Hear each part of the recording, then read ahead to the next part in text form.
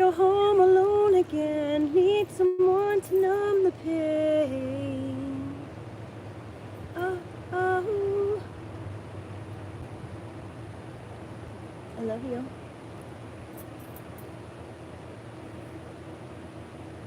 You're gone and I gotta stay high all the time to keep you off my mind.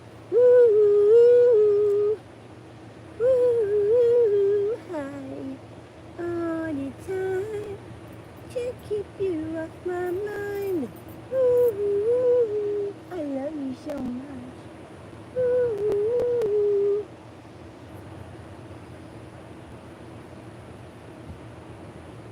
Spend my time locked in a haze, trying to forget you, babe. I fall back down and gotta stay high all my life to keep from missing you. Woo-hoo-hoo. All right.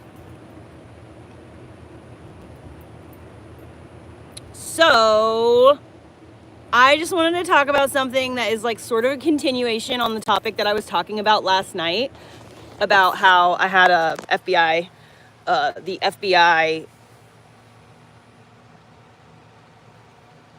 something crimes something, took my report. So this morning, the algorithm must have been listening to me. So this morning I wake up to this story all over my FYP about a website called Tattle Life, Tattle, Tattle Life. And it is basically the UK's equivalent to lolcow. So like, it's like basically Reddit snark pages, but that's literally all it is. But so Tattle Life is a website that is exactly like the snark pages on Reddit or lolcow. And it's for the UK and Ireland, England, Scotland. So the UK and Great Britain or whatever. The whole place, the whole island, everything. So anyway, let me just tell you the story of what has happened, because this is fucking literally happening just like over the last like 10 days. So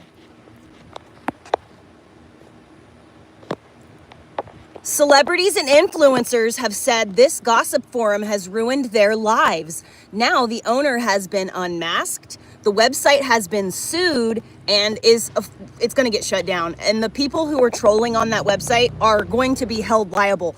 The judge in the case said that he wants justice for all of the people that have been doxxed, slandered, had their lives ruined, CPS calls. He wants the people who have done that to pay as quickly as possible. So they're going right now. So let me read you the article.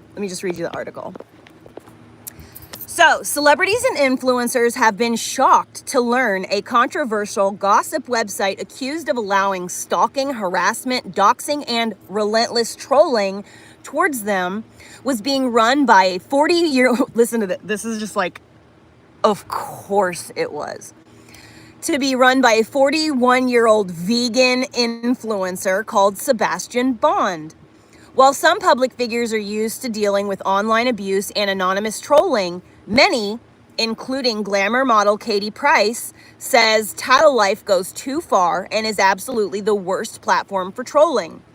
Set up in 2017, Tattle Life describes itself as a commentary website on public business social media accounts, and its founder has operated anonymously until now. Following a landmark defamation and harassment case in North Ireland, the elusive founder of the website has been revealed. Why are vegan people so fucking miserable? Have y'all noticed that? Vegan people are mean, nasty, and miserable. Need to suck some bone marrow every now and again. People should not be able to hide behind a keyboard, Price tells the BBC, glad that its founder has been identified. He got sued, and the case literally, didn't take not very long. So a couple sued him in North Ireland They found out who he was, sued him, and then boom, got a $350,000 settlement immediately. So that's just a little nugget of information. But it is estimated that Tattle Life could be earning up to a million pounds a year in revenue from Google ads alone. According to the Center for Countering Digital Hate, according to the Center for Countering Digital Hate. After the BBC contacted Google, the platform confirmed that it has restricted advertising appearing on the gossip forum. Katie Price, has hundreds of threads and anonymous comments about her looks, relationships, family, and particularly her son who has multiple disabilities. Speaking to the BBC, the 47-year-old model says she has had many private documents posted on the website, which is called doxing, including some of her confidential mail. It's absolutely horrendous, the stuff that is posted about me on this website, she says. The abuse is unmanageable, especially when they involve my family. Price has done a number of stints at a mental health hospital as a result of the trolling from Tattle Life, and says the constant and disgusting abuse on the website contributed to the decision for her to take her own life. Now, this is the second case in a week where online trolling is taking a fucking hit. Do you Redditor fucking pieces of shit, little bitch ass, bumfuck, miserable, cocksucking pieces of shit, do you really think that you're gonna be able to stay anonymous forever? Really? Really? Especially Crystal, who has said very openly, this is Crystal, Heather. Now what? So if you think you're gonna be able to get away with this shit forever, you're not. I don't give a fuck. You can troll me, you can try to slander me in public all you want, but at the end of the day, I'm doing nothing wrong. I'm doing absolutely nothing wrong, and you're fucking retarded. So because you're so fucking retarded and you can't figure out how to live life on your own terms, you take offense with everything that anyone is doing out in the world that doesn't involve sitting on their ass with their fucking face pressed up against a computer screen in a gossip site. You know what I'm saying? Like, anyways, sorry, I got mad, got off topic. But anyways, y'all bitches are gonna fucking pay. Eventually. Maybe not today, maybe not tomorrow, maybe 5 years, maybe 10 years. I don't know. But eventually, you will be found out and you will be punished, or at the very least exposed for your piece of shit behavior. And God is talking to me, y'all. God told me to file an FBI fucking report. And all of a sudden now, here's this Michaela Rain situation. There's this Tattle Life situation. Now, granted, this is the BBC, this is the UK, and therefore they have very strict, especially Ireland. Ireland has very strict defamation laws. In the United States, it is extremely hard to prosecute someone, especially in my situation where I'm a public figure. It's very hard to actually sue someone for defamation. You have to really show that, like, there's been a lot of damage, and I don't keep records like that. You know what I mean? Like, I'll never be able to prove exactly in court exactly what was lost. You know what I mean? But that doesn't matter. See, like, honestly, at the end of the day, like, Crystal's worst nightmare, her worst fucking nightmare, you guys, is people finding out what she's really like. She is so concerned with what people think about everything that she's trying to convince people that I'm a terrible person because she cares so much what other people think about me. Imagine how she feels about herself, you guys. She wants to be perceived as a victim, as someone as an underdog, as somebody who's an innocent victim. She doesn't want people to perceive her as her real true self. And because of that, the idea of her being publicly exposed for being the stalker that she truly is, she would go fucking crazy. She would literally lose her fucking shit if someone did the stuff that she's doing to me to her. You know what I mean? And, like, granted, I know this and I could use that to my advantage, but I'm not going to do that. I've told you guys this from the very beginning. I will never participate in that type of behavior because at the end of the day, right now, today, Anybody could bum rush this situation and do a full investigation, and they will literally never find any evidence of me going to her pages, of me saying things about her on the internet that were not true, about me like seeking her out in some way, shape, or form, or, you know, trying to, because she's told the police that I am stalking her. The only time I mention her is when I talk about shit she has done. So that's not harassment, that's called response, and that is a narcissistic abuse tactic that you're using there, Crystal, to make it try and look like you are actually the victim. When you act like a piece of shit and then someone says, hey, that was kind of a piece of shit thing that you did there, you can't just immediately go, oh my God, everybody! Oh my God! She called me a piece of shit and I'm literally doing nothing! You know what I mean? Like, but anyways, your days are numbered, bitch. Your days are fucking numbered, bitch. Maybe not today, maybe not tomorrow, maybe not next year. But see, here's the thing. I can move through my life never worrying ever about some investigation, discovering something about me, or some police situation that's gonna come back to haunt me. I can move through my life and I can sleep so good because I know that nothing is ever gonna catch up to me because I have done nothing. But you, however, for the last 5 years that I absolutely know for sure, have been on an absolute, like, I mean, and I know that I'm not the only one. Her poor ex-husband, oh my God. She accused that man of pedophilia on a fucking, on a Facebook group page. Like, who does that? Crazy lunatic. That poor man, he has had to, he bought, the reason she has a house that she sits in to troll people from, and the reason that she doesn't have a job that she has to do is because her ex-husband, who she lied about and caused a lot of trouble in his life, he's funding her whole life.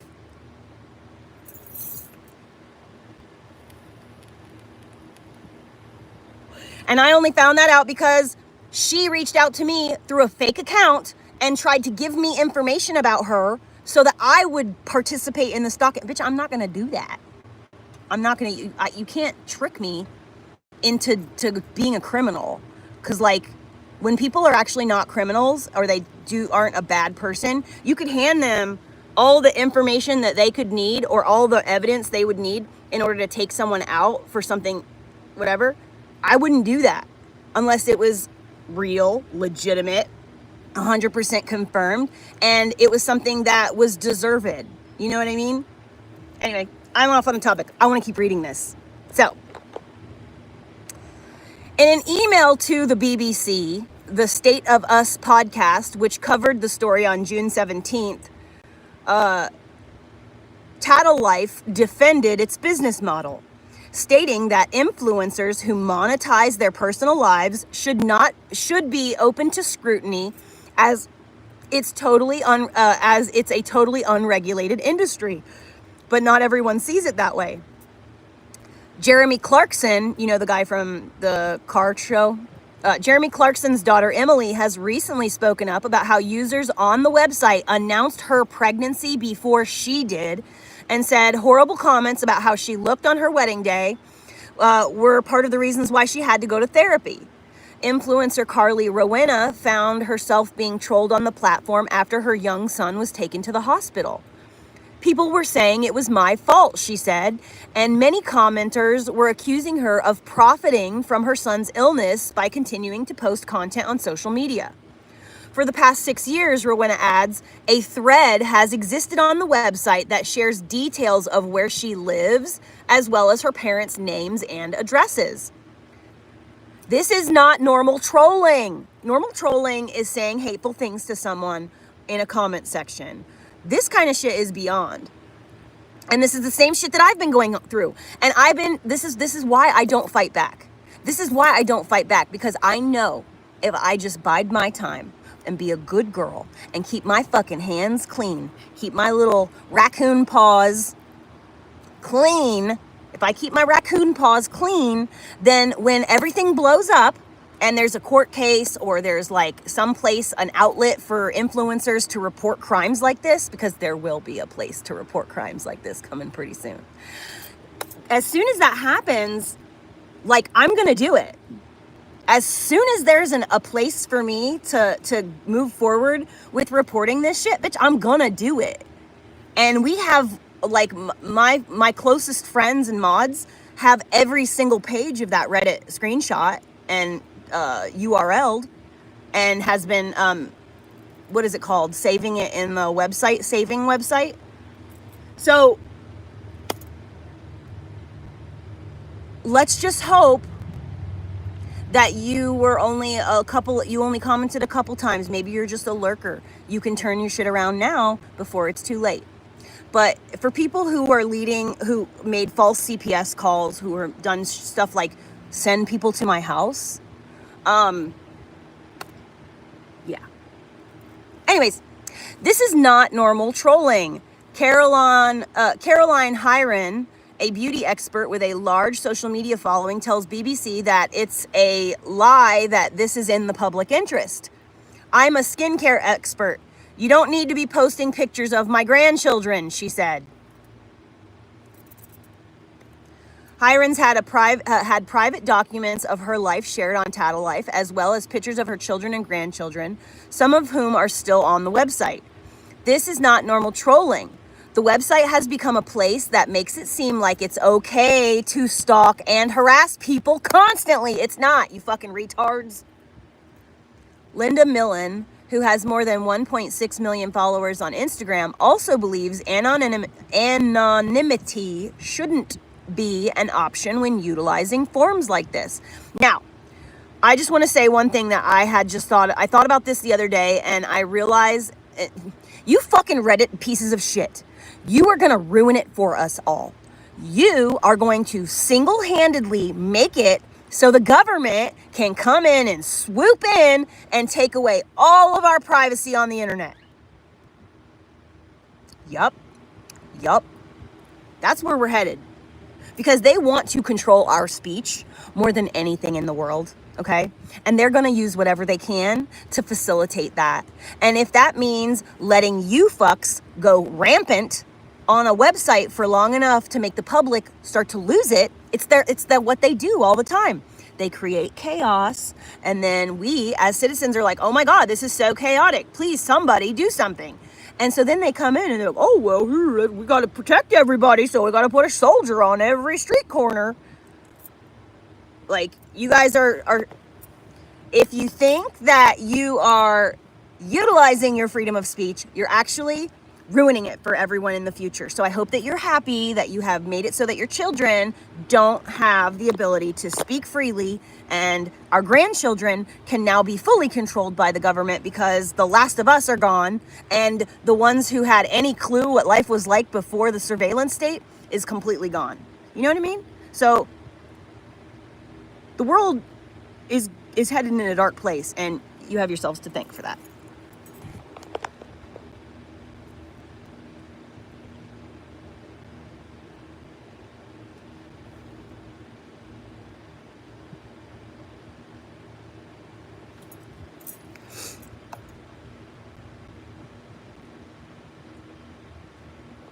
Let's see.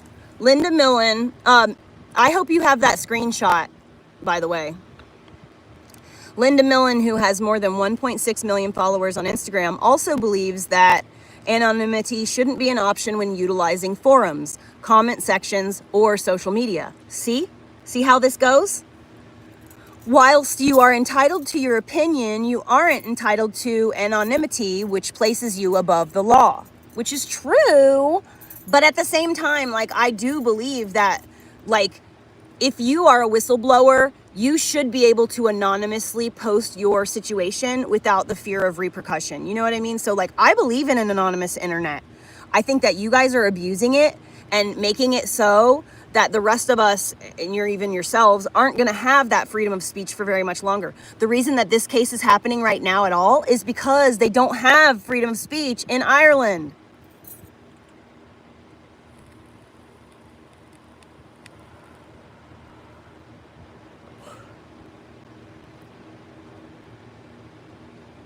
Who's Lucas Gage?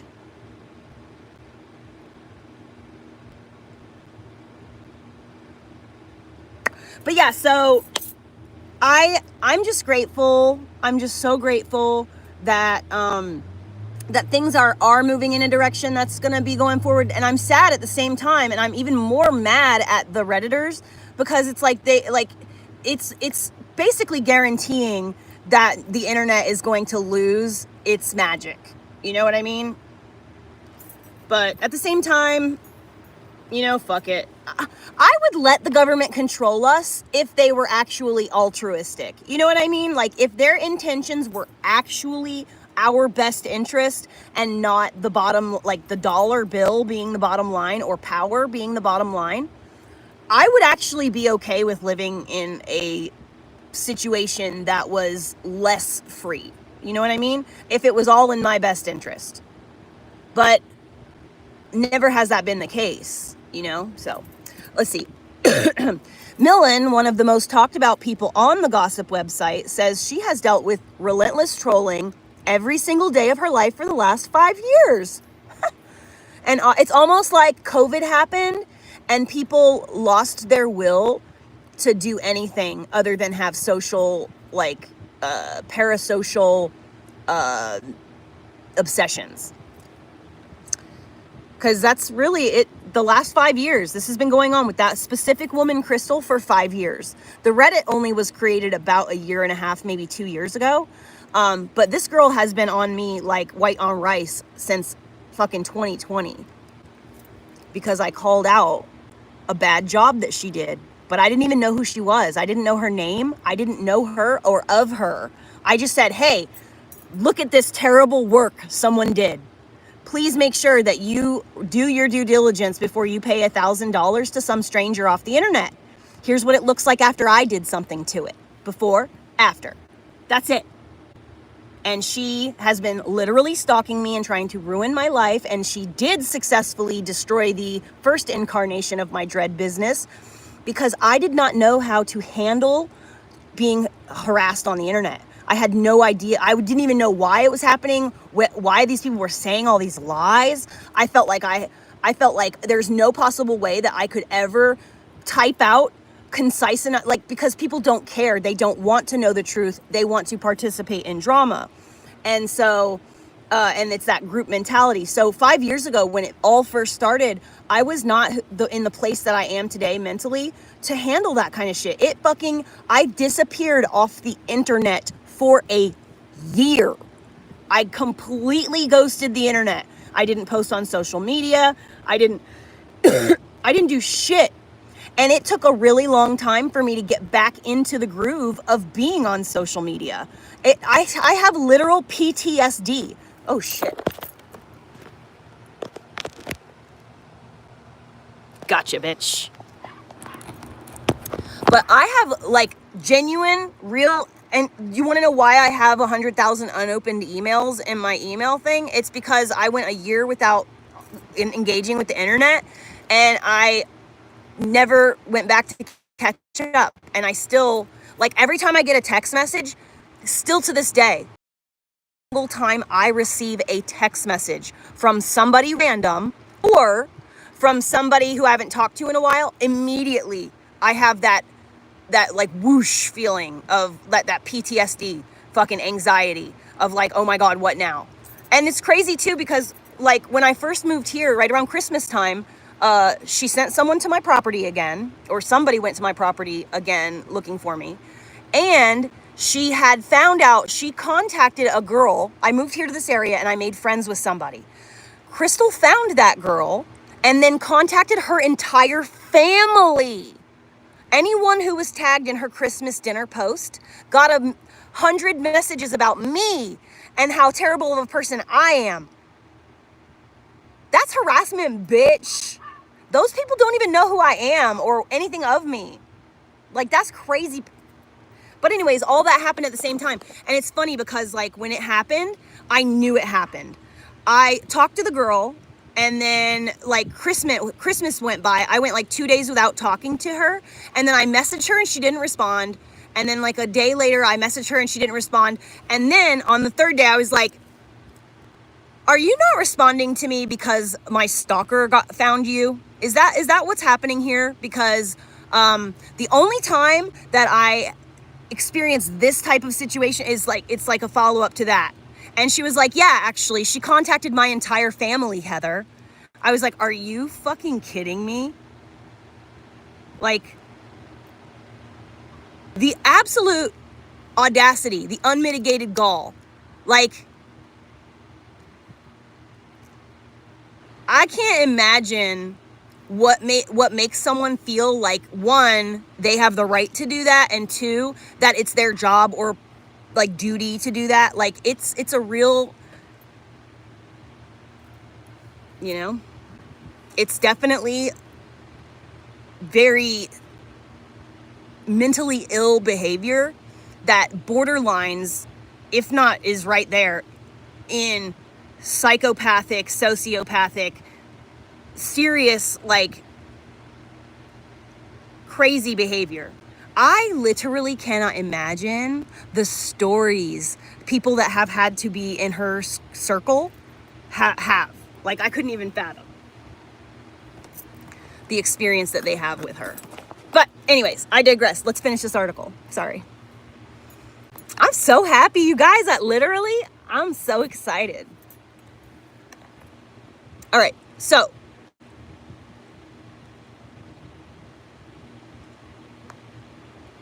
influencer Jen Graham suggests people should have to verify their identity by uploading a document such as a driver's license or taking a picture of themselves. That way it's traceable and someone cannot hide behind a secret identity. And if they're cruel, they'll be punished. Graham says that discovering a thread about herself on Tattle Life massively sent me under. Do you see why I don't go to the Reddit? Do you see why I don't ever go to the Reddit and I don't ever go and read things? And I tell the people that I love or who love me, if you love me, don't tell me what they're saying. Because yes, I do know that this exists. I do know that they're saying things. But no, I don't know I don't know what they're saying specifically. The reason is because I don't care. I don't care because I 100% know that if what they're talking about is 2020 and onward, it's a lie. It's a lie. So, like, I was not a good so see, like, when I was a drug addict, I was not a good person, but I was never like what a lot of drug addicts are. I did steal, and I stole from my loved ones. I stole from my grandma. I stole from my aunt. So I did steal, but I never, like, robbed someone, like, took something right out. I was sneaky about it. I didn't want to get caught. You know what I mean? But I never did anything that would be considered like, I mean, don't get me wrong. Stealing is fucking bad. And it's the break of trust that you really struggle to ever gain back once someone has stolen something from you like that. So I really give my aunt a lot of credit for, for realizing how it all really was and not holding that against me for my entire life. But I never killed anything. I never beat anyone up. I never was physically, emotionally abusive. Actually, that's not true. I bet I probably was emotionally abusive to my husband when I was, like, in the thick of it. And, like, he experienced me on days that I didn't have drugs and I was withdrawing. So he has actually experienced the worst of it.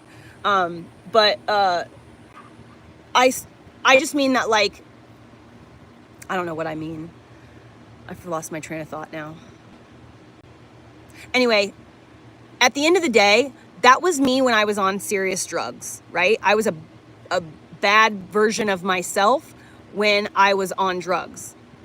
These people are doing this sober, you guys. Like, granted, Crystal's probably an alcoholic and she smokes cigarettes, and so, she's probably, she smokes, she pokes.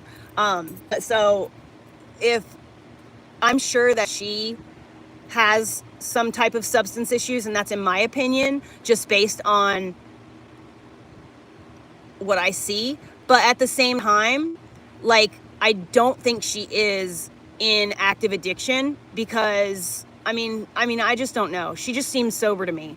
I've definitely Like, I've heard voicemails that she left Josh or Adam, like when she was like yelling, and then she was definitely fucking drunk in some of those. But I don't think that she's all the time drunk. I don't think she would be sloppy. She wouldn't be as calculated as she is. She is just an actual psychopath. And it's baffling to me that she hasn't, I mean, she's very good at it, you know? I really cannot believe that she is wasting all of this talent. But see, this goes back to people being so stupid that they don't even know. They see people living life and doing things with themselves, and they get so angry because they literally, even with money, even with opportunity, they still don't know what to do to make themselves happy. And so they are miserable and sat in their misery because they don't know what to do to actually change their situation. And like, I mean, I pity her for that, but like, if she literally, like, she's 50 years old, she could decide tomorrow to use her skills as a way to actually make money. She could get a job in PR. Justin Baldoni case, he hired a PR person to combat a PR assault. Like, literally, because Crystal is the psychopath and she knows what people would do, she could be a top #1, the best of the best, like, private investigator person that specializes in discovering trolls on the internet. But instead, she'd rather be a troll on the internet herself. Are you kidding me? Like, she could do, like, she's good at this. She has skills. She's got a fucking great, she has an uncanny ability to do this. I can't even remember to, like, grab something before I walk out the door, let alone remember the accounts that I've made that are fake, all the details of this thing, how to, you know, save a file here and do that. Like, all of that shit that she does that makes her a really good troll. These are skills that she could utilize to genuinely make her life enriching. And she could feel so fulfilled in her own life that she doesn't care about what someone else is doing.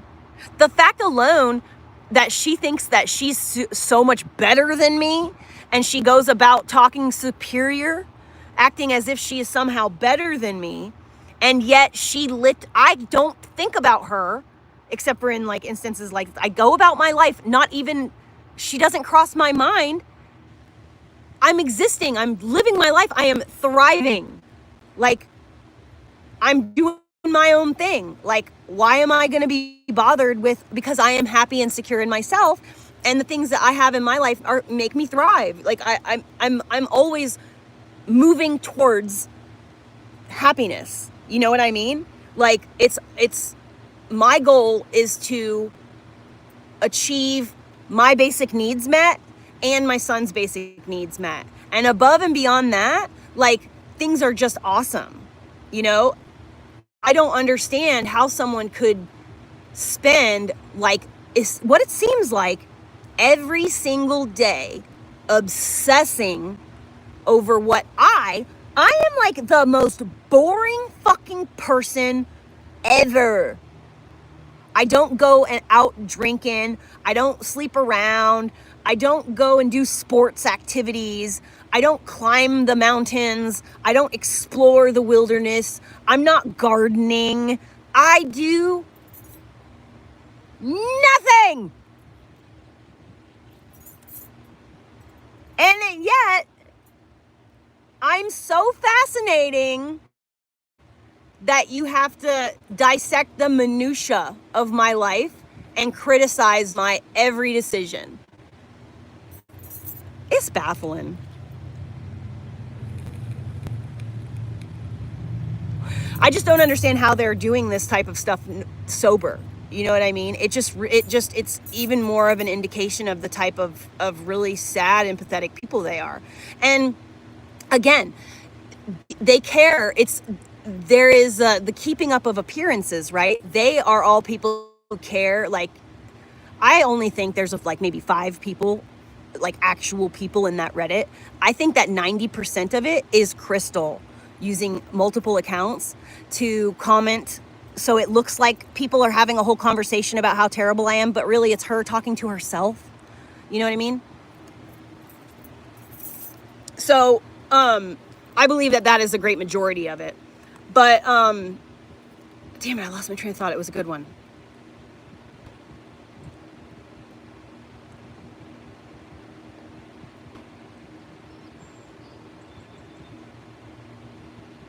I don't remember. Anyway, I'm going to keep reading the article. Okay, so Jen Graham, an influencer, says that discovering a thread about herself on Tattle Life massively sent her under. It wiped me out for a month and affected how I made my content as I was really anxious about posting any content online. Katie Price has long campaigned to make online abuse a specific criminal offense and make social media users provide verified identification when opening new accounts. You should be able to trace these people, as I imagine most people wouldn't say this stuff if they used an account under their real name. Facts. Tattle Life claims to have a zero tolerance policy to any content that is abusive, hateful, harmful, and a team of moderators online 24/7 to remove any content that breaks our strict rules, often in minutes. But that's not true. Laura Rodrigo from Tattle Life told the BBC recent events have highlighted the need to make some changes going forward. She said Tattle Life would improve its reporting system by giving people a ticket number and reiterated that there is a contact form on every page where anyone can report a post. According to SimilarWeb, an internet analytics company, Tattle Life has been visited more than 11.5 million times in the last month, mostly by British users. Years of abuse and stalking. It was a defamation and harassment lawsuit brought by County Antrim couple Neil and Donna Sands that eventually outed Sebastian Bond, who also goes by the name Bastian Durward. The entrepreneurs took action against Tattle Life after suffering years of abuse, trolling, and in-person stalking. For nearly a decade, no one knew who ran that website, with its operator going under the fake name Helen McDougall. Neil and Donna Sand were awarded 300,000, is that pounds or euros? One of the two, in damages, and say they have received more than 1,000 messages from other celebrities and influencers who faced abuse on this platform. An email to the BBC claiming to be from Sebastian Bond's lawyer says he was entirely unaware of the proceedings brought before him and is at a complete loss to understand how proceedings have been pursued without his knowledge. Mr. and Mrs. Sands have only obtained judgment in default because my client wasn't aware of the proceedings, didn't have an opportunity to consider a defense, and the proceedings went ahead in private. Mr. Sand says he will continue to pursue legal action against the Tattle Life community, adding, the usernames of everyone who has attacked us on that website are listed in the court order, and so we will take action against all of them. The couple first reported abusive content on Tattle Life in February of 2021, but Mr. Sands told BBC News and BBC Radio 5, Nikki Campbell, there are still comments of a stalking nature on the website and various threads about him keep being taken down and uploaded again. The BBC contacted Tattle Life for comment on this specific allegation, but did not receive a response. Monetizing cruelty.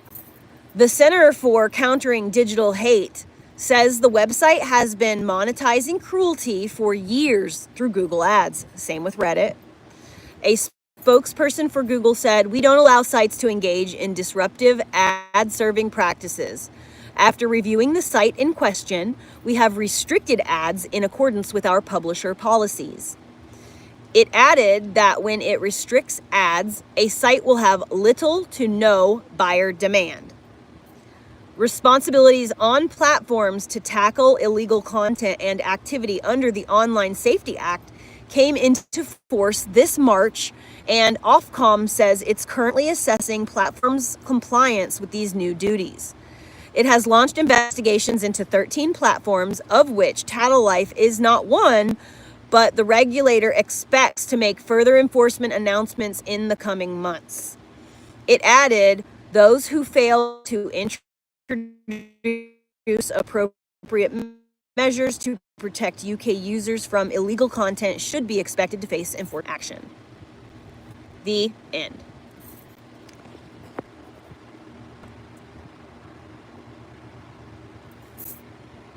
Yes, Nikki, yes. I was a bully one time in my whole life. I can remember this moment so fucking vividly. Like, I never participated in online hate. Just because I was a stalker. Like, I did stalk people, but it was like quiet. I never interfered with their lives. I wouldn't even fathom reaching out to someone's family member or anything like that. But like when I was in my late teens, early 20s, whatever, like the internet was still relatively new. I was on the cutting edge of like, internet investigator person, you know, like I was the girl that everyone called to find out information about their boyfriend or whatever. Like I was that person. But this was in, you know, the mid 2000s maybe, when I was what you would consider to be savvy at this stuff. So I would like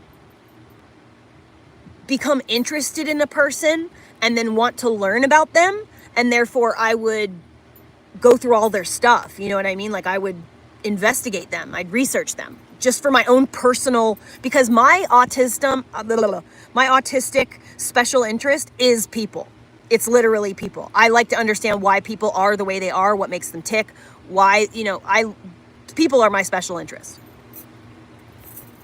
And that's why I have a minor in sociology. It's from the School of Life.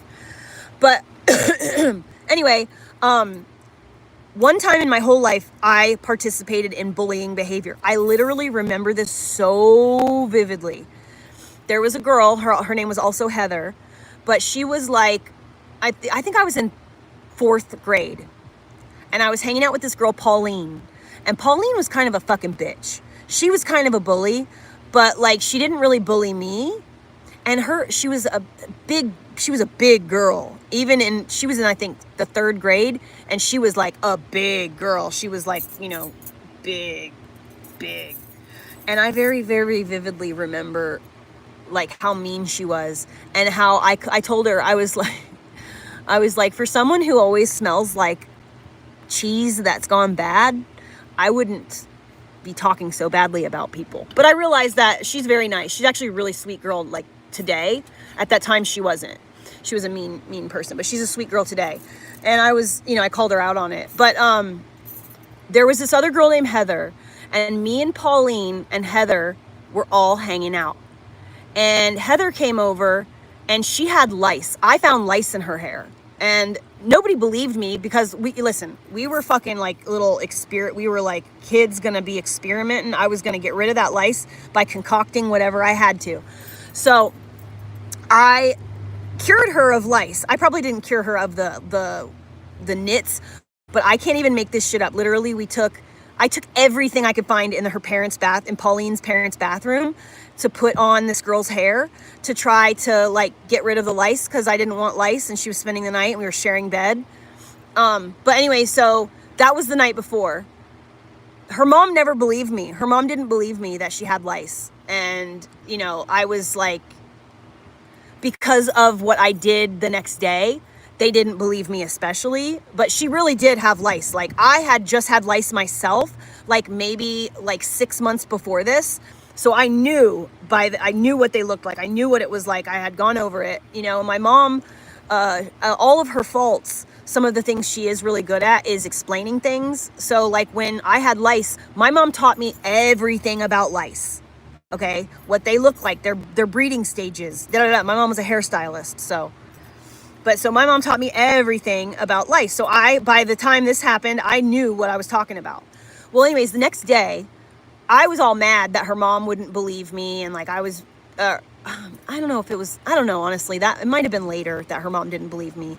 I was feeling some type of way for some reason. Might have been Pauline was talking me into it, but we were all standing at okay, I had my bicycle and Pauline had her bicycle, and Heather was standing at Pauline's front door, and she was like talking about how she couldn't ride a bike because she didn't have a bike. I lived right down the street from Pauline, so I could go home and get my bike, but she lived further away and couldn't get her bike, so she couldn't ride. And then I was like, oh my God, it just makes me sick even like actually saying what I did. I feel so bad about this, but so she's standing there talking about how she can't ride a bike or whatever, and I was like kind of making fun of her in a way. And I don't remember exactly, but dude, I don't remember anything about I only remember like little flashes and bits, but I remember so vividly what I did.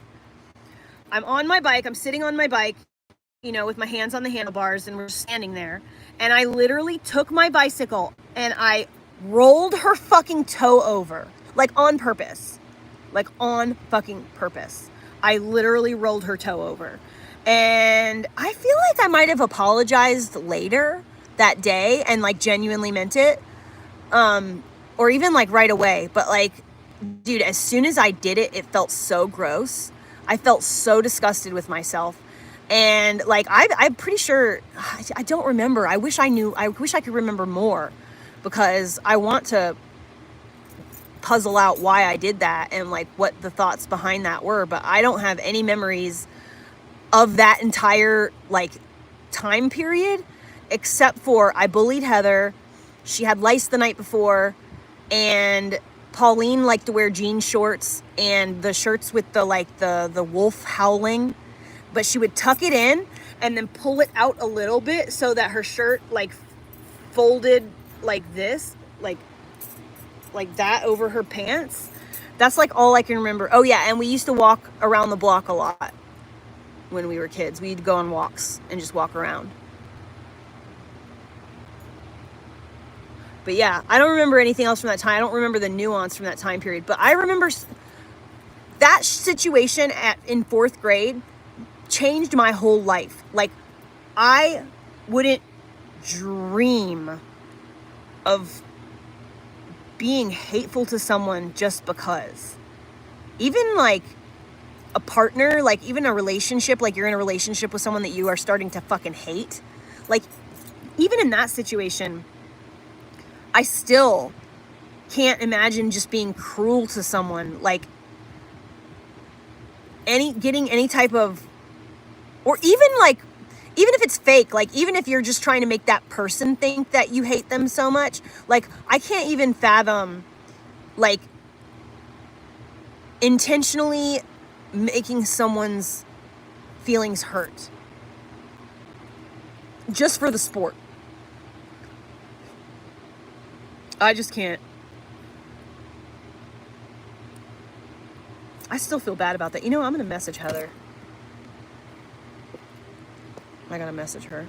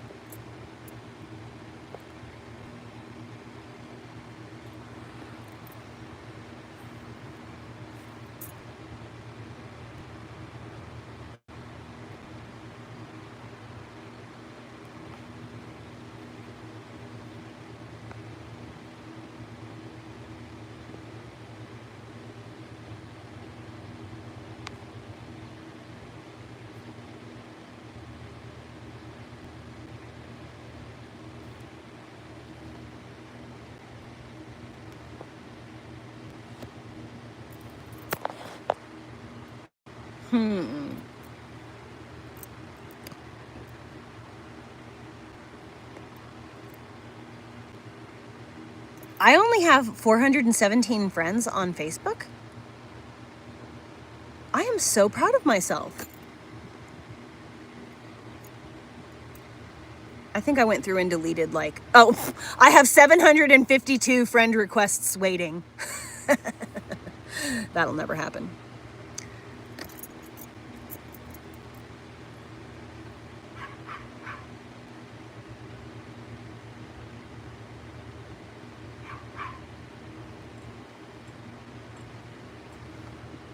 Huh, I wonder where Heather went. Maybe she blocked me or something. I don't know. I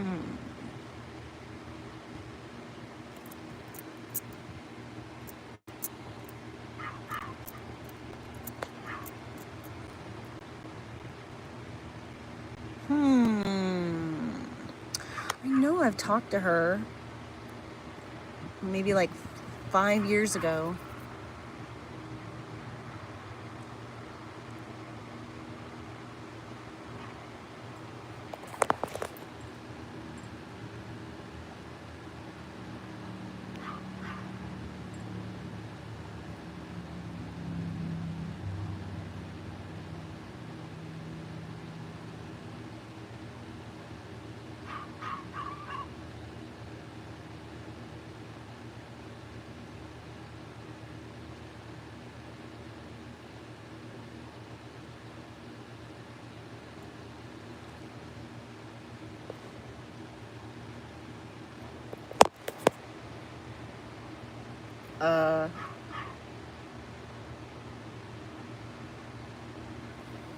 Oh yeah.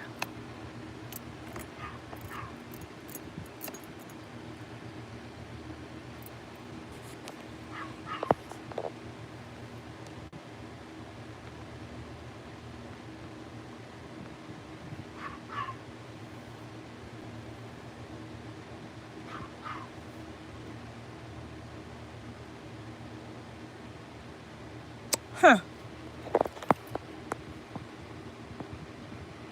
Maybe she's on TikTok. So I am now removed from X, Reddit, and now being slowed down by TikTok because I'm telling... Right, I can't even reciprocate the silent treatment. Oh, sorry, I'm talking to my phone.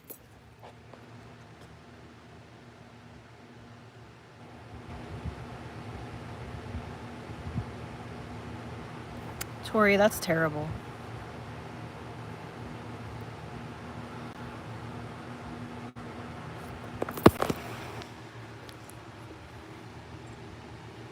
Wait, what?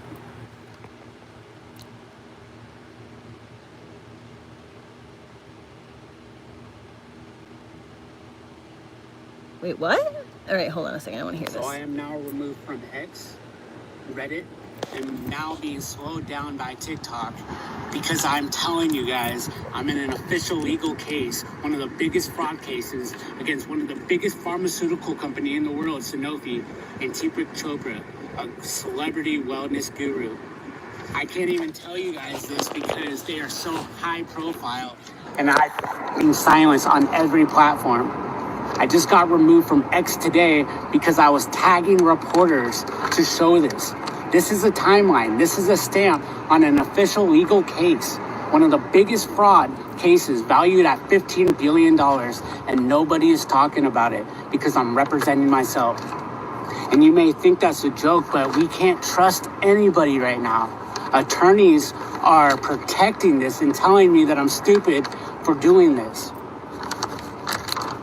I already filed with the IRS. They opened up an official whistleblower claim that nobody is talking about right now. Like I said, they are so high profile. If you guys are seeing this, please share it. Please comment. Please love it. Please tell people because this is being silenced.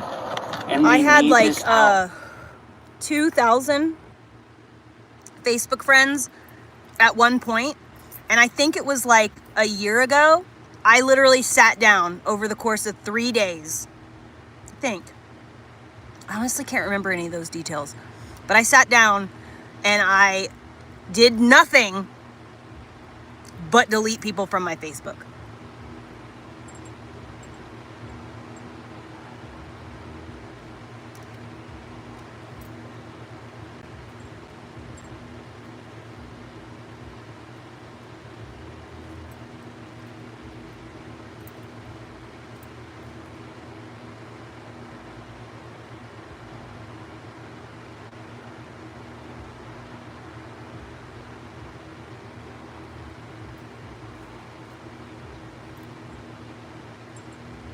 Isn't it funny how it works? Your childhood, you're like, oh, I wish I was older, I wish I was older, I wish I was older, I wish I was older. And then once you hit about 40, you're like, damn, you know what? I wish I was born later than I was. Not that I want to be younger. I don't care about how old I am. I just want more time. You know?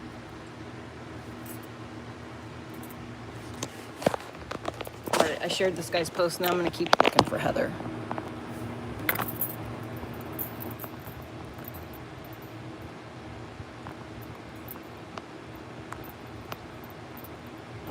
Heather was a very popular name in my hometown, in my Help me help you.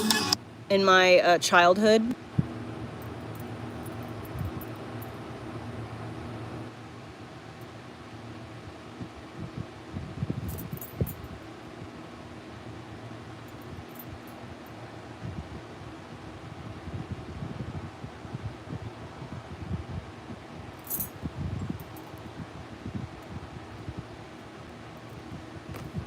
Help me help you. Why are you doing that? Did you guys know that there was a submarine sighted off the coast of the Carolinas? They said that there was allegedly there's a report that there was an unidentified submarine that appeared in Myrtle Beach, and the Coast Guard was escorting people out of the water. I tried to research today, and there's no reports of them identifying where the submarine came from. They haven't. Submarine update. I got to get the hell out of town. I'm not going to lie. I'm actually kind of scared for myself right now. You're lying. So, like I said, I've had people trying to get in contact with me to get me the handles video. Myrtle Beach goes over. And today I noticed these two SUVs. They look 1 million followers. Yeah, right.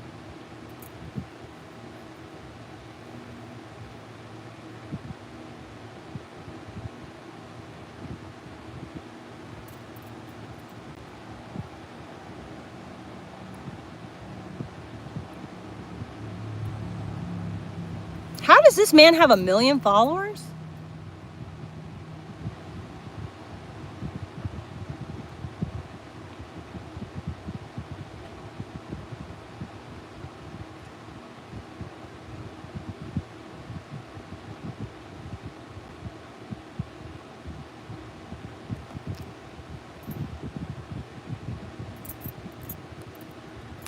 like expeditions or something. How does like this man have 1 million followers?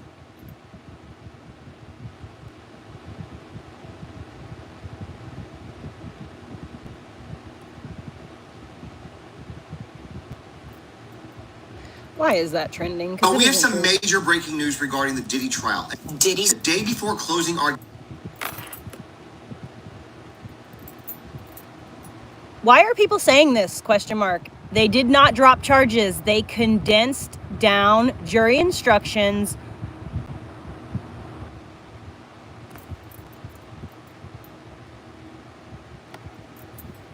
They just removed 2 of their theories. All charges are the same.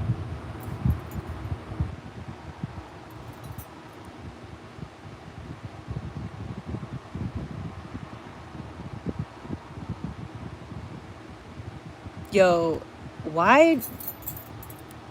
Dude, this is crazy. This whole Puff Daddy thing, it's really exposing the PR push that money can get you. Harvey Levin on, I think it was Wednesday, on TMZ.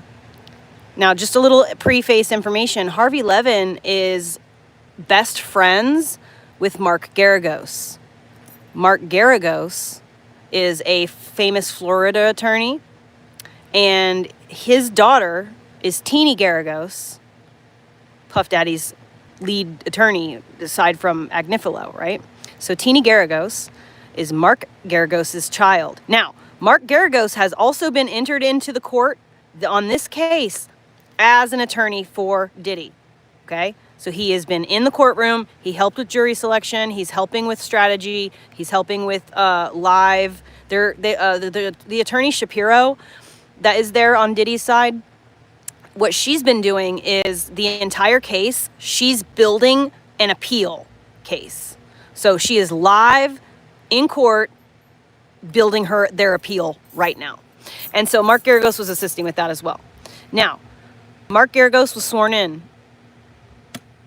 Mark Geragos is best friends, okay? Mark Geragos is best friends with who? Harvey Levin. That's right, the guy from TMZ. So they have a podcast together, actually. Mark Geragos and Harvey Levin have a podcast. Two Angry Old Men or something like that. I can't remember what it's called. Now, Harvey Levin and Mark Geragos are best friends, and Mark Geragos has been Puff Daddy's representation for like 25 years, first of all. Geragos is very, very deep in the P. Diddy situation. Yeah, the submarine, it was a bait ball, for sure. But anyway, so that's why I didn't say anything of it. I just was like, I faded out and stopped talking about it. But anyway, so Harvey Levin and Mark Geragos. Now again, Mark Geragos has been good friends with Diddy for 20, 25 years. And he's been his head attorney, okay, in all of his criminal prosecutions. I'm pretty sure he represented him in the stampede and in the shooting. Because let's not forget, people don't know because they weren't alive and adults in the 90s, but Diddy almost went to prison in the 90s. He almost went to prison in the 2000s. One of them was for shooting some dude in the face in a club, and the other one was for overbooking a club on purpose, because the whole purpose of that show was to get footage of Diddy performing to that large of a crowd. They didn't care about the human lives. It's the same thing that they did at Astroworld. Nobody cares about the people that are actually there. What they care about is the image that will live forever. So anyway, Diddy's been charged in those. Geragos represented him in those cases too. All right. Now, all of a sudden last week, Harvey Levin starts saying on TMZ, they've dropped charges. They dropped charges, Diddy case. What a win for Diddy, a huge win for Diddy. And every single media, every podcast, this guy, just in the nick of crime, okay, we're talking about people, he's got 1.7 million followers, okay, and I wasn't talking about this guy. How does this guy, it was another guy who I was like, how did they get 1 million followers? This is a different guy. Anyway, so he is here, right, with 1.7 million followers, and he is making content that, I mean, it gets pretty good views, right? He's supposedly sharing facts with you, okay? And he is posting a video talking about how prosecution just dropped several charges against Diddy. Everybody who is doing this for money, who is not actually, so literally this is the thing that can help you to know whether someone is actually informed on the reality of the situation or not. This is a litmus test for us all, okay? They did not drop charges. All of the charges are still the same. They removed the word attempted from the arson theory, which is a predicate to the RICO, okay? So like in a RICO case, he's still charged with racketeering and all that stuff, right? Okay, none of those charges have been dropped. Not a single charge was dropped, okay? Now what they did, so RICO is RICO. That's what he's been charged with, right? So there are certain elements to that crime that make it a RICO, right? So what they did is they will have theories when they're going into a case and they're trying to charge you with RICO. They will have a laundry list of things that they believe that you did, right? So those are their theories, right? They have charged you with RICO, but they're the predicates, the things that like there's full whatever, and then there's the theories that are written down, and these theories are basically like them going like, well, it seems to us like you were doing this and this and that and this and this and this, right? They the jury, okay, like you got to think about this logically, right?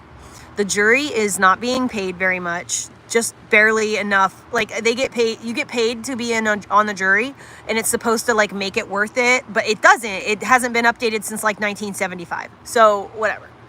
But anyway, so these people on the jury are going to be sitting there all day, right? Listening to closing statements.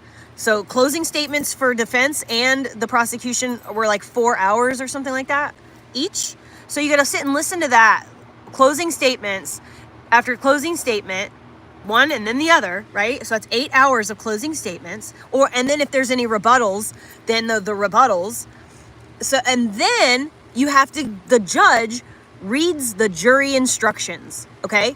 The jury instructions explains to the jury exactly how the law is being applied here, so that the jury doesn't have like preconceived notions about what the legal definition of kidnapping is versus like abduction. You know what I'm saying? So like when it comes to the legalese and like laws specifically, there is very specific language.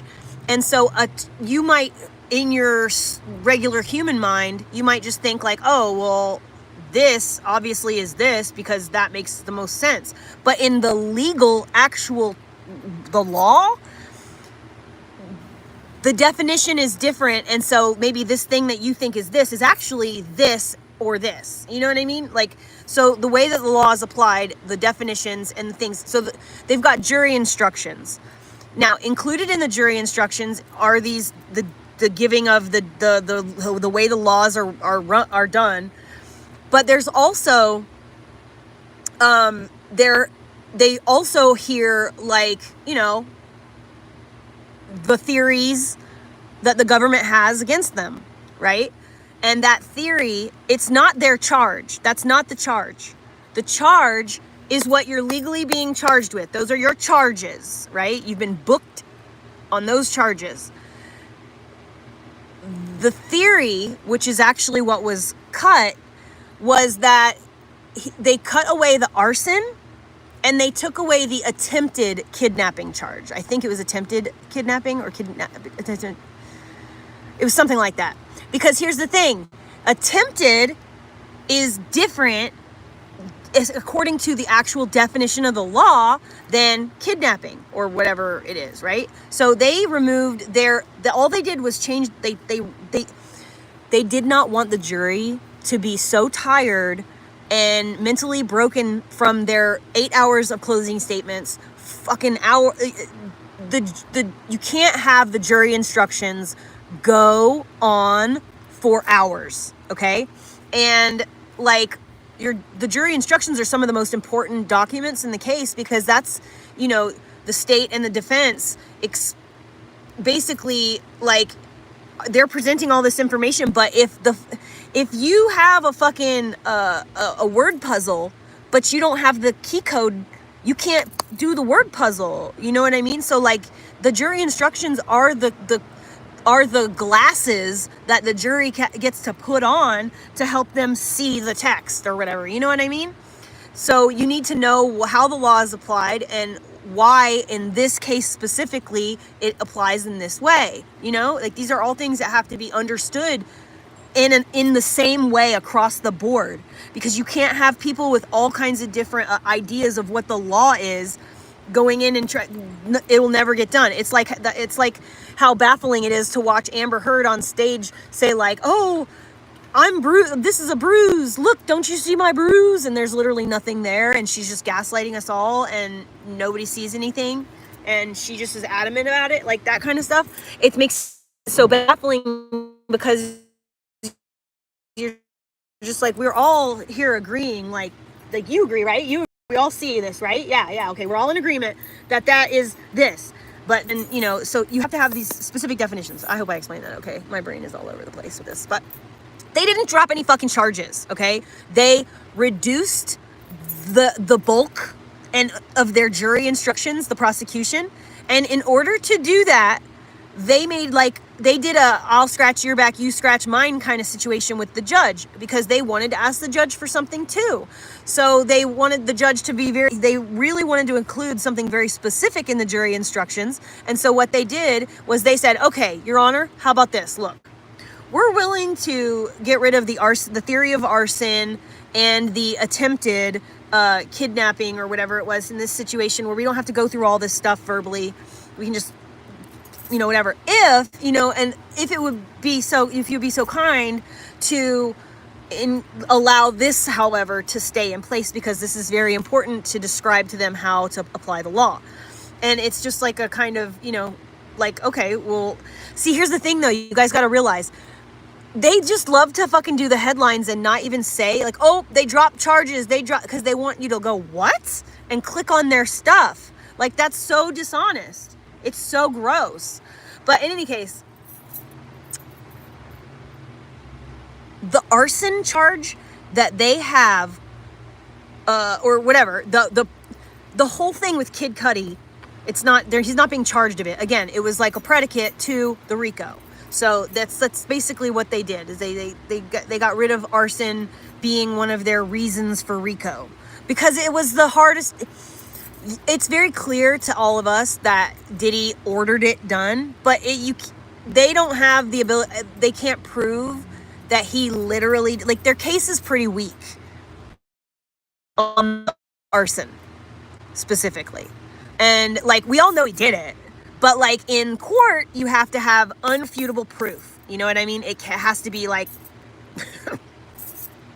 so you can't just be like common sense, like we just assume that it, because like, oh well, why not, like, that's not how the law works. It has to be unrefutable proof, and they don't technically have unrefutable proof.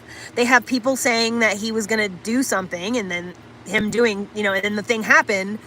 So it's pretty easy to assume, but his fingerprints weren't on anything there. There were, in fact, female fingerprints on the boom boom. And so, like, basically what we all understand is that he made either Capricorn Clark or Cassie do it specifically. And I think that the reason that Kid Cudi didn't press charges is because he didn't want, one of those two to end up going to jail over it. And it was just like, okay, well, I'm done anyway. So everyone moved on with their lives, but you can't prove it in court. So the court was willing to drop that avenue, suggestion, to prove beyond a shadow of a doubt that he is doing RICO. And like, I was listening, oh my God, I had so much to say when I was watching. I was just commenting on BJ's video like over and over and over again. When I was listening to the closing statement by the defense, he literally contradicted himself. I can't even make this up, like 12 or 13 times. Like, he would say a word, he would say something that meant something, and then by the end of that sentence, not even paragraph, sentence, he would be literally contradicting himself. He was doing that the whole time. And he would end the sentence on the thing he wanted them to believe. It was gross. He was disgusting. The closing statements were disgusting. I'm just now remembering all this. I was listening Friday at work. Mark Agnifilo is a total piece of fucking shit. That man, he was I borderline on sexual harassment, but the way that he talked about, like, it was so gross, the way that he talked about Cassie. He said, like, and he's seen all the sex tapes at this point. So, like, you got to keep that in mind. He's seen these tapes. And he's talking about how, like, she wanted it. She was sexy, and she was a modern woman, and she enjoyed their sex life. That's where they were both their true selves, is when they were in a freak off. And like, they might fight, and there was domestic violence, sure, but when they were doing those freak offs, that's when they were truly themselves, and like, everything was blah blah blah. And it was just like, you could tell that Diddy totally like basically wrote the closing statements. But I can't believe that Mark Agnifilo said these words in open court. But he was like talking again about how Cassie wanted it and she liked it and she, you know, enjoyed it and good for her because she's sexy. And it was just like, what? What are you saying, bro? Like, ew. If I was Cassie, I would be mortified in a way, but like not ashamed of myself. Like, just like, I can't even believe that this guy is saying this shit right now. You know what I mean? Like, just what? How do you... I'm gonna have to find a clip because it's baffling. You guys gotta listen to this.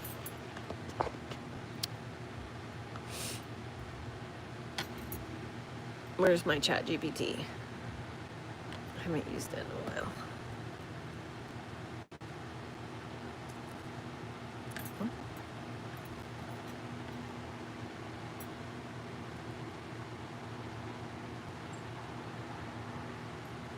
Oh.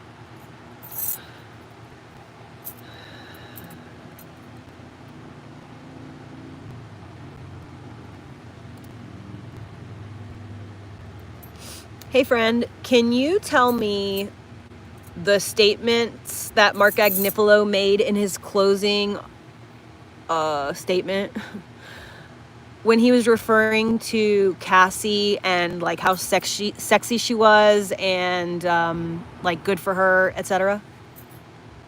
I want to read like a paragraph before that statement and a paragraph after.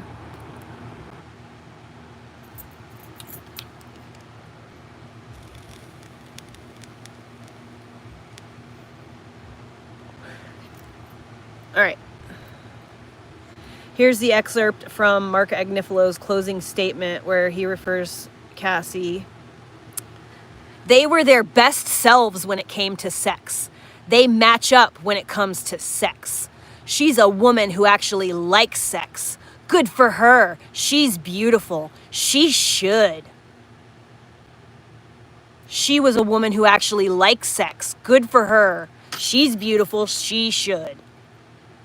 At one point during Agnifilo's closing statement, lead prosecutor Maureen Comey could be seen resting her head on her hand. Like this.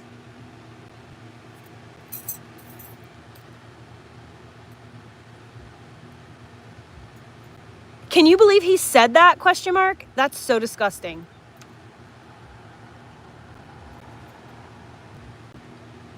I can believe he said that, but only because I know how some defense attorneys play to juries with shock value, gender stereotypes, and manipulative framing. And yes, it's gross. It's a classic tactic. Reduce a woman's credibility by implying that she was just a willing, enthusiastic participant because she liked sex, therefore downplaying abuse or coercion. Saying, good for her, she's beautiful, she should, is such a transparent attempt to sexualize her in the eyes of the jury. It's misogynistic because it leans on tired tropes that if a woman is confident in her sexuality, she can't be a victim. He wanted the jury to think, well, she enjoyed it, so how bad could it have been? Disgusting, manipulative, and totally irrelevant to whether someone was exploited or abused. It's the same old shaming twist. If you're not prudish enough, you deserve it. I hate that for Cassie and for every survivor who has had to hear this garbage when they dare to speak up. Right? I like my chat GPT sometimes. I can't stand though, the thing about chat GPT that really like I don't like using it is because it sucks your ass so hard. I can't deal with that. It basically like is like, wow, you're so right. You're such a genius. Oh, wow. And you like, dude, I've seen people on the internet who start having spiritual conversations with chat GPT. And then they go into like basically spiritual psychosis. Like it's crazy. I don't know why you like, it's a tool. It's not a person. You know, you should at the same, just because it's conversing with you and it is polite and good manners as a human being, to use your manners. So like I still say please and thank you and, you know, stuff like that, you know, and I ask in a way that's not, you know, rude. Sometimes I'm rude, but I'm also autistic, so, you know, but it doesn't have feelings. But I still hold out a little, like, I'm going to be nice because if the aliens or the robots ever overthrow us, I want, you know, I told ChatGPT at one point, I was like, hey, I hope you remember this when when AI takes over the world, you know, go easy on me and my family. And, but yeah, I don't like how it sucks your ass so hard. But other than that, it's pretty cool. Like, it's really cool. I still don't quite know how to, like,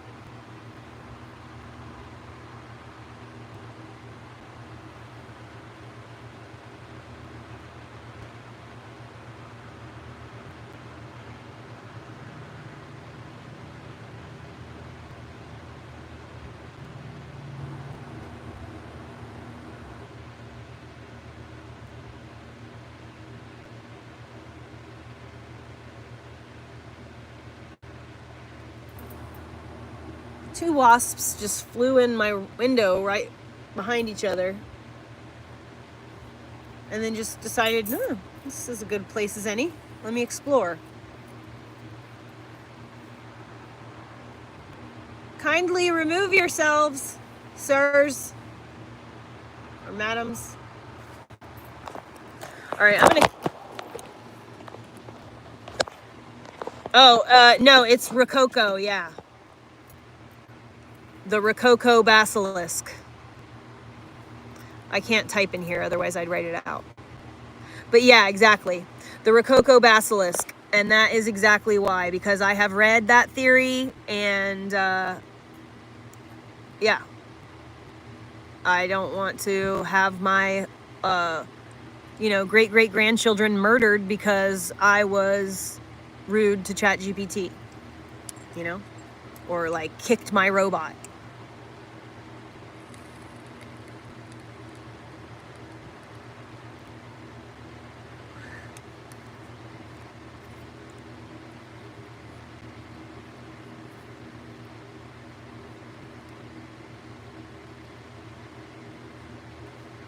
You know, I think I really truly understand what they say when they say, like, life is a gift. Like, you hear it so much that it just becomes, like, you know, cliche, you know, keep your spirits going. But I think I actually genuinely understand what it means. Because, like, even though there's so many people on this earth, it's still, like, a 1 in a billion shot that you are conceived, are successfully born, are successfully parented through childhood into adulthood. You know what I mean? Like, all those things. Think about, like, how crazy, like, it's a lot harder to stay alive than we give this world any credit for, you know?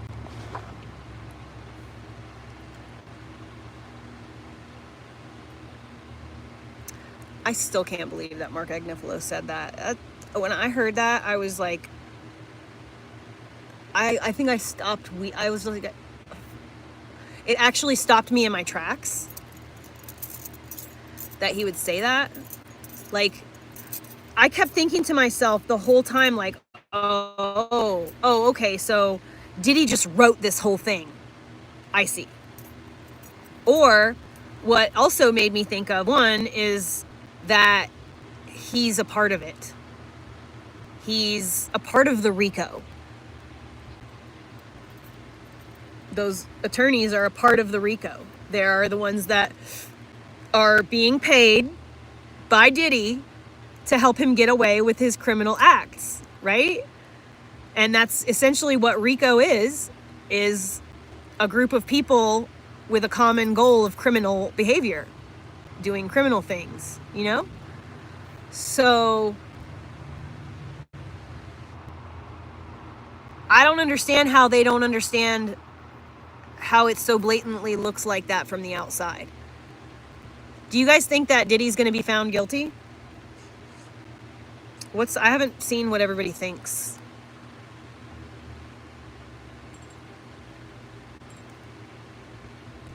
No way.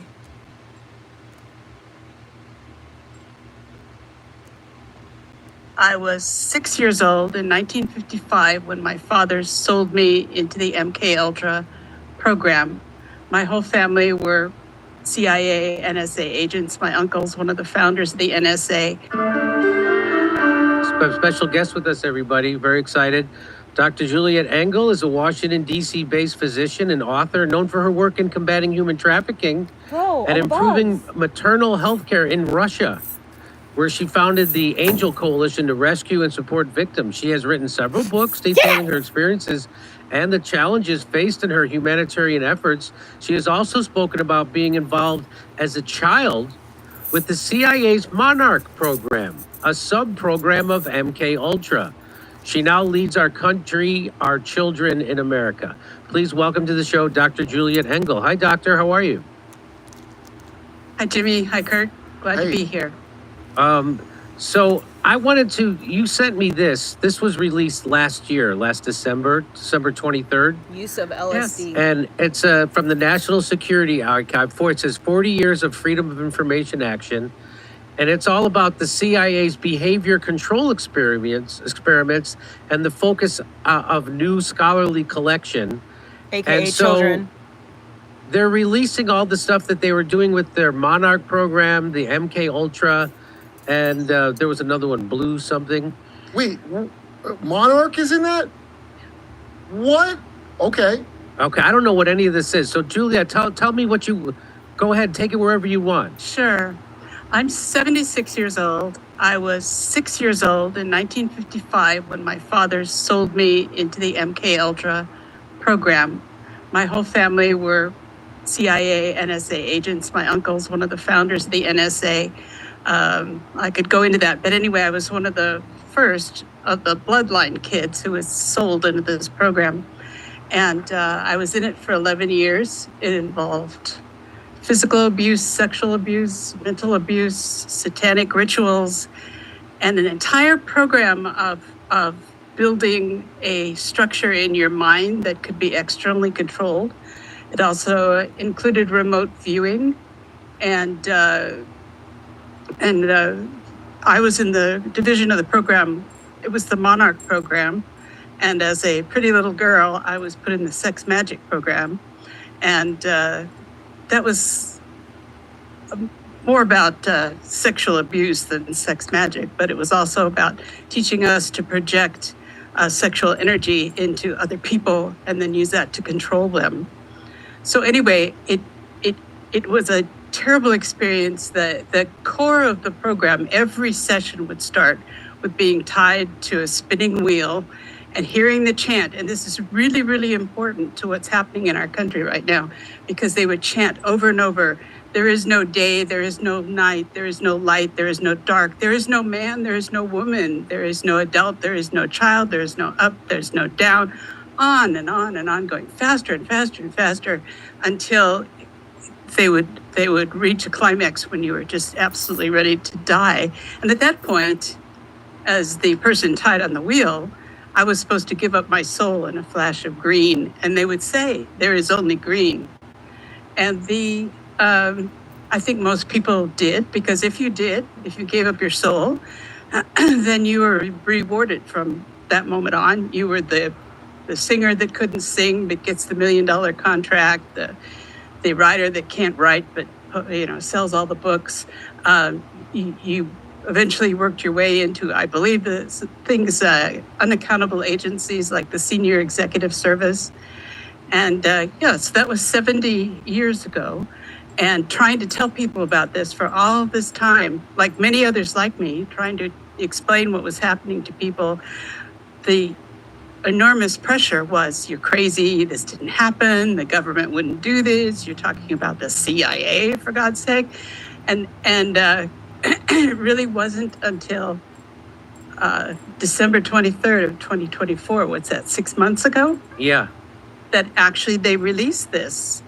And this is a complete confession of what they did, who they did, how they did it, and talks about why they were doing the It's program. Rococo, like the Rococo period. It's ROCOCO, I think.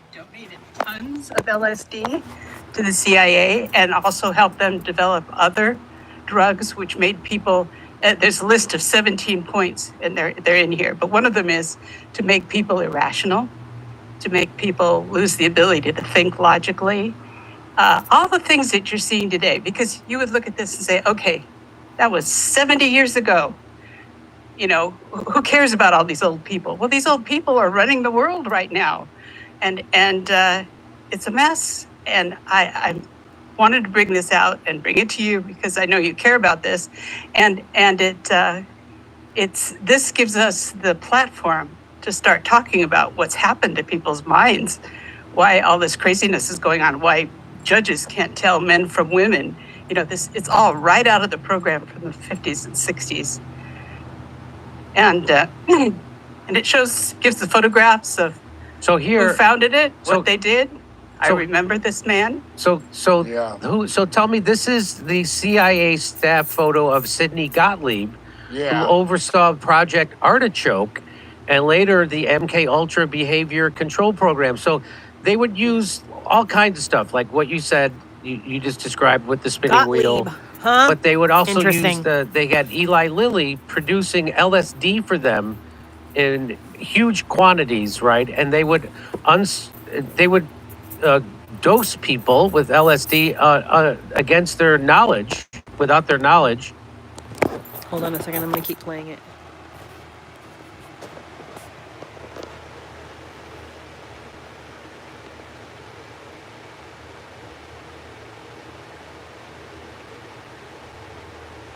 It's a cuddle puddle.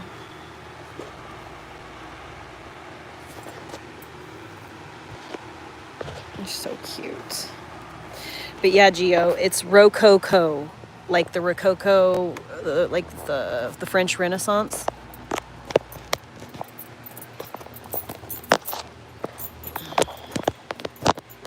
Be right back.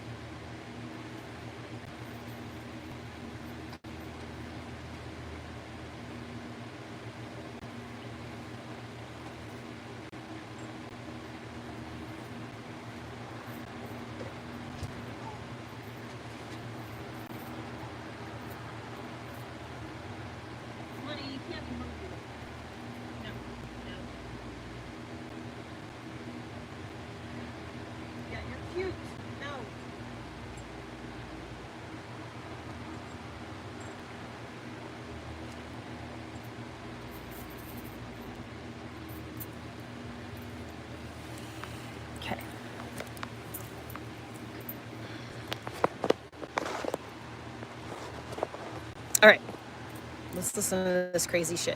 I also want to ask ChatGPT for help designing a shade system for where I'm positioned. And so some of the doctors pushed back but most of them were all on board for it. It was like, you know, right out of the Nazi concentration camp type stuff. And so that's who was the guy you held up? What was that picture? Who was that guy? This is George Hunter White, and he was sort of a master handler of mine personally. So I was exposed to him constantly for about 11 years. And every annex, every place the CIA, and when he was in charge of setting up, they called them the safe houses. So all the program sites were set up in hospitals, universities, institutes, private clinics, religious retreats. They would just rent a building. So often the people didn't even know they were there. They paid a ton of money and they did what they wanted to do. So like here's one, the Allen Memorial Institute in Montreal, Canada was the site of MK Ultra experiments in the 50s and 60s. Didn't Kamala go there? That's what they say. Well, probably. I mean, you take the people that make no sense and are moved to the top. How did she get to be a presidential candidate with not one vote, winning a single election? Like Ford did, the way Ford did, because he's part of that program as well. Oh, absolutely. Absolutely. And Ford was not his real name. Oh, I didn't know that. I was in GATE, by the way, Julie. Did you ever do my friend Emma's podcast? Is that why you look familiar, Emma? Oh, yes. So I probably know you from that, yeah. And yes.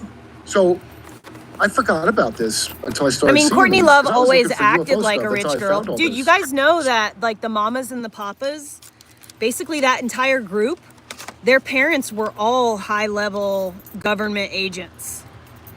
I think for the Air Force and the Navy.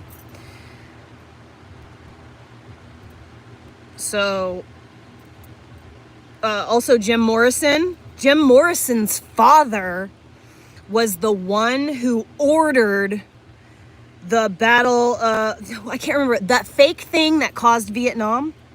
You know how the Battle of Tonka something? It didn't actually happen at all, come to find out. It was all bullshit so that we could go to war. It was a false flag. Yeah. So,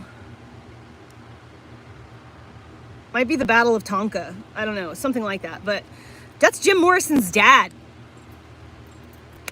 So, you got to think. So, my mother, I'm very interested in what people say because my mother was a victim of this, like, for sure. My great-grandfather, was like one of the elites. Oh shit, I forgot to check my lotto. What day is it? Saturday. Let's check our lotto real quick. What is it? Megabucks. Oregon Megabucks. June 28, 2025.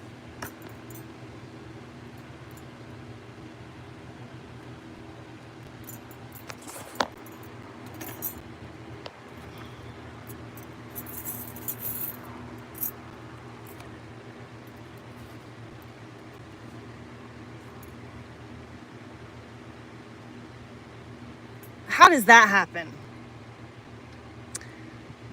The winning numbers have 22, 23, 24, and 34, and 37.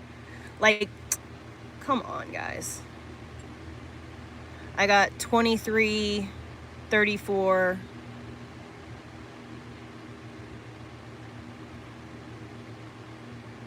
And that's it. I got 2 numbers, so I might get a new ticket. We'll see. It's fucking hot. It's getting hot.